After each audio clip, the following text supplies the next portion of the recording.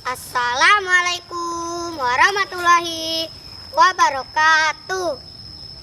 Perkenalkan, nama saya Senior Ziljan Pramono, siswa kelas 4 dari SD Negeri 1 Gapura, Kecamatan Kota Bumi, Lampung Utara, Provinsi Lampung. Hari ini saya mengikuti lomba FLS 3N tahun 2026. Hari ini saya mendongeng berjudul Raka dan Hutan yang Hampir Hilang. Selamat menyaksikan. Di sebuah kampung pesisir barat Lampung, hiduplah seorang anak bernama Raka. Hari-harinya penuh tawa. Ia berlari di jalan tanah, bermain di tepi sungai, dan berteduh di bawah pepohonan bukit pusaka. Hutan kecil yang menjadi sumber bagi kehidupan seluruh kampung. Dari hutan itulah air mengalir, menghidupi sawah, dan menghidupi harapan.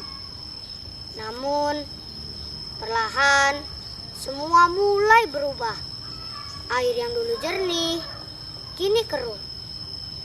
Aliran yang dulu tenang, kini semakin lemah. Dan saat kemarau datang, air itu seakan menghilang lebih cepat daripada biasanya. Suatu sore, Raka dan teman-temannya duduk di tepi sungai. "Raka, kamu sadar nggak sih airnya sekarang beda?" kata Denny. "Iya, dulu kita bisa lihat dasar sungai," tambah Sinta pelan. Raka hanya mengangkat bahu. Paling juga karena hujan." Jawaban sederhana yang menutupi kenyataan yang jauh lebih besar. Karena tanpa ia sadari, Raka juga termasuk dari bagian masalah itu. Ia sering membuang sampah sembarangan, jalan, di tepi sungai, dan di pinggir hutan. Setiap kali ia melakukannya, ia selalu berkata, cuma satu saja. Satu yang terus bertambah, satu yang tidak pernah berhenti. Hingga suatu hari, langkah Raka terhenti. Di hadapannya, ia melihat tumpukan sampah yang menggunung. Plastik, botol, dan sisa makanan yang sudah membusuk. Raka terdiam. Lalu, perlahan, sebuah kesadaran menghantam pikirannya. "Ini dari mana semua ini?" Namun sebelum ia mengetahui jawabannya, ia sudah lebih dulu mengetahuinya dari kita semua, dari kebiasaan kecil yang dianggap sepele. Raka, Pak Budi berdiri di belakangnya. "Sedikit demi sedikit jadi banyak," katanya pelan. "Sampah ini merusak tanah, menyumbat air, dan membuat pohon-pohon mati." Raka menunduk. "Kalau pohon mati, apa yang terjadi, Pak?" Pak Budi menatap ke arah hutan itu lama. "Air akan hilang, tanah akan rusak, dan suatu hari hutan ini akan benar-benar tidak ada." Malam itu Raka tidak bisa tertidur. Ia teringat sungai yang kotor, hutan yang rusak, dan yang paling menyakitkan, ia teringat dirinya sendiri. "Kalau semua orang seperti aku, hutan ini akan hilang." Keesokan harinya, Raka kembali ke hutan itu dengan sebuah karung di tangannya. Ia berdiri di depan tumpukan sampah itu, lalu mulai memungutnya satu persatu. Tangannya kotor, baunya menyengat, dan panas matahari yang membakar kulitnya.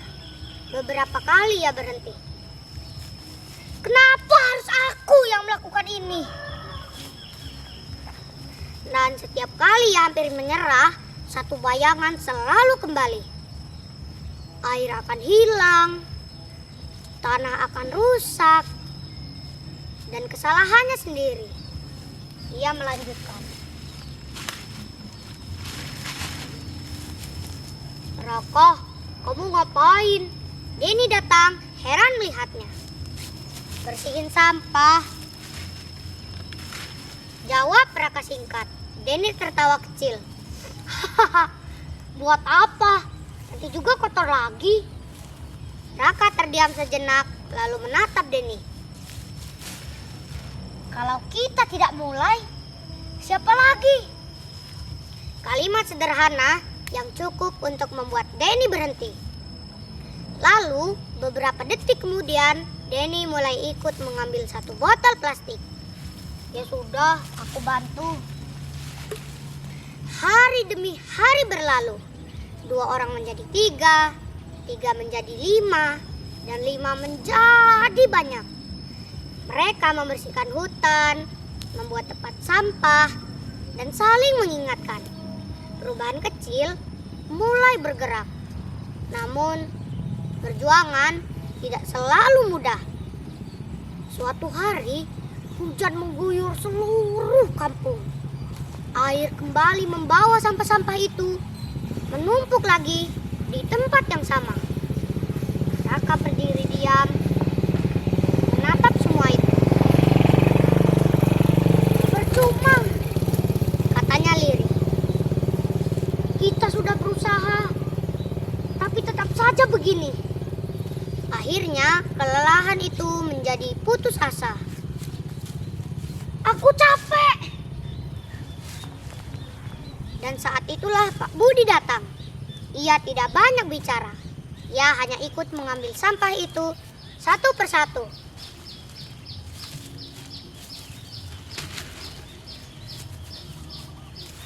Pak, apa kita bisa berhasil? Pak Budi tersenyum. Raka, pohon besar tidak tumbuh dalam 1 hari. Tetapi jika terus dirawat, terus dijaga, dan suatu hari pohon ini akan tumbuh menjadi kuat. Raka terdiam. Tidak pernah terlambat untuk mulai melakukan hal yang benar. Kalimat itu menyalakan sesuatu di dalam diri Raka. Ia menghapus air matanya, lalu mulai ikut mengambil sampah itu satu persatu. Pelan, tapi pasti. Dan waktu berlalu berminggu-minggu, bahkan berbulan-bulan. Air kini jernih, tanah tidak lagi mudah longsor. Tunas-tunas kecil mulai tumbuh di tanah yang sempat terluka. Suara burung mulai kembali terdengar.